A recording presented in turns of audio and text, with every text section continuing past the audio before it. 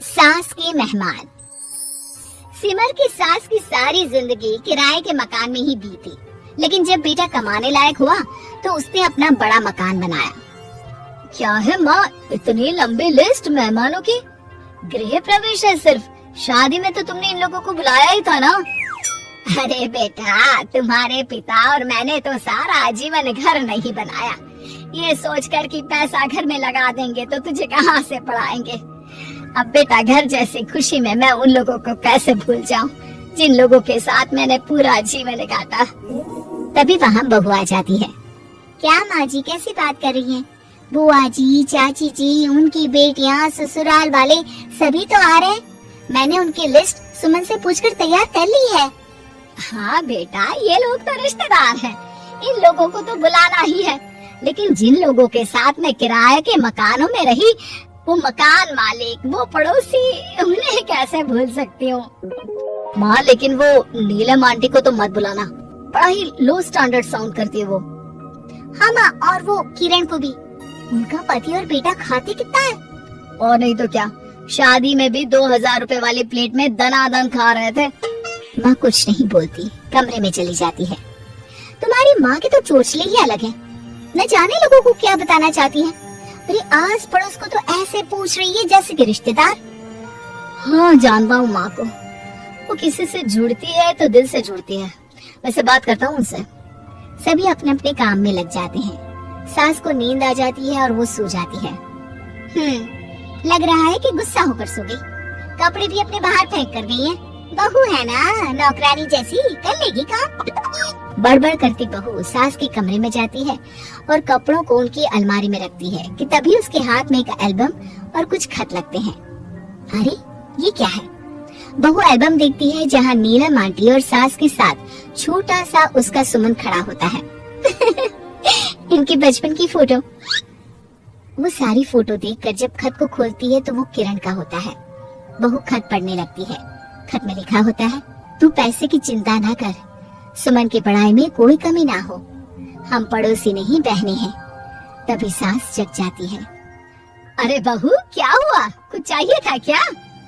बहू बात घुमा देती है। माँ जी, वो इनकी फोटो देख रही थी नीलम आंटी के साथ। कितनी सुंदर लग रही है ना आंटी? दिखा तो जरा फोटो। बहू सास को फोटो देती है। सास फोटो देखकर कहती है, याद आता है, तेरे ससुर जी तो थे नहीं, काम के लिए 10 दिनों के लिए शहर से बाहर गए थे। जब बेटा होने वाला था तब नीलम आंटी और अरुण अंकल ही थे। आंटी बेचारी रात भर मेरे साथ बैठी रही तो अंकल भाग भाग कर दवाई का इंतजाम कर रहे थे। बेटे के होने के बाद भी जब तक मैं घर नहीं आई मेरे पास ही रहे। रिश्तेदार तो आए थे मुंडन में 10 दिनों के बाद। बहू सुनकर खुश होती है, तभी नजर खत पर पड़ती है। माँ, ये किरण आंटी को अपने पैसे वापस कर दिए? हाँ, वो भी समझ कैसे कैसे किए मैं ही जानती हूँ। सुमन के पढ़ाई के लिए पैसों की जरूरत थी। रिश्तेदारों ने तो साफ बोल दिया था कि किसी होटल में काम पर लगा दो। कई लोग बर्तन धोने के साथ पढ़ाई करते हैं, लेकिन किरण आंटी, उन्होंने अपने बुढ़ापे के लिए बचाए हुए पैसों को सुमन की पढ़ाई के लिए दे दिए। यानी कि आज ये जो कुछ भी है वो किरण आंटी के कारण ही ना? हाँ बहू, ऐसे ऐसे पड़ोसी हुआ करते थे जो किसी रिश्ते के नाम से नहीं बल्कि अपनेपन से भरे थे। फिर सास का बोलने का रुख तीखा हो जाता है। और फिर भी देख, सुमन इन लोगों को भी नहीं बुलाने दे रहा है। माँ, मैं बात करती हूँ, ये लोग सिर्फ आएंगे ही नहीं, हम लोगों के साथ रुकेंगे भी घर में, रिश्तेदारों की तरह। सास बहू बेटे से पूछकर एक एक घर जाकर पड़ोसियों को एक दिन रहने का न्योता दे आते हैं। और फिर वो दिन भी आ जाता है जब घर में गृह प्रवेश होता है। अरे हम लोगों का कमरा कहाँ है? बड़ा कमरा देना हम लोगों को, खुला खुला। सुमन परेशान हो जाता है कि वो क्या करे, कहाँ किसका सामान रखे, कि वही किरण पड़ोसन आ जाती है। अरे सुमन, परेशान ना हो बेटा, हमारे कमरे में रख दो उन लोगों का सामान, हम तो तेरी माँ के साथ ड्राइंग रूम में एडजस्ट हो जाएंगे। और हमारा कमरा कहाँ है?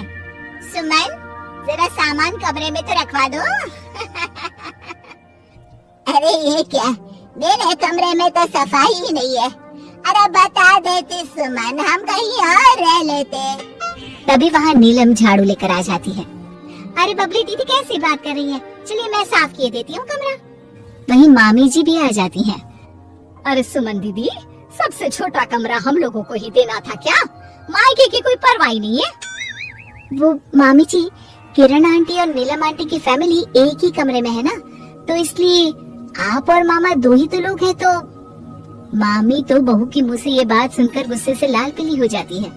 अरे वाह जी वाह, बहू की जुबान तो देखो कितना बोल रही है। इतना बोलने वाली बहुएं भी होती है क्या?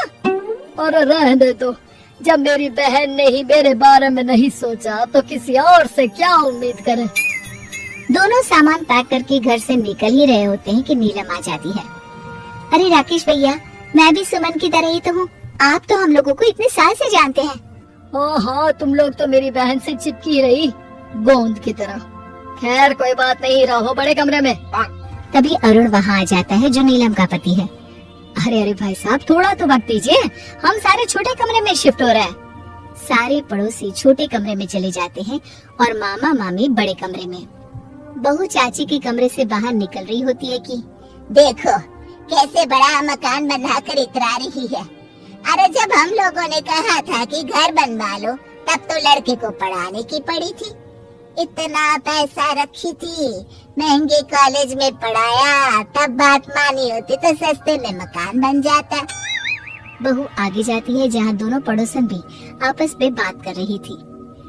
मानना पड़ेगा सुमन को, बहुत ही समझदारी के साथ चली, बच्चों की जिम्मेदारी को सबसे ऊपर रखा, रिश्तेदारों के साथ भी पूरा निभाया। नहीं तो आजकल के रिश्तेदार, अरे सुमन के लिए तो हम हमेशा ही खड़े हैं।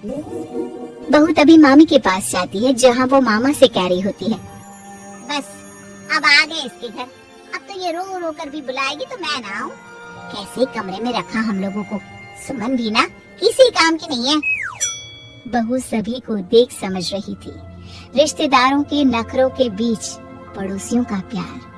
वो देखकर समझ जाती है कि सास के असली मेहमान कौन है।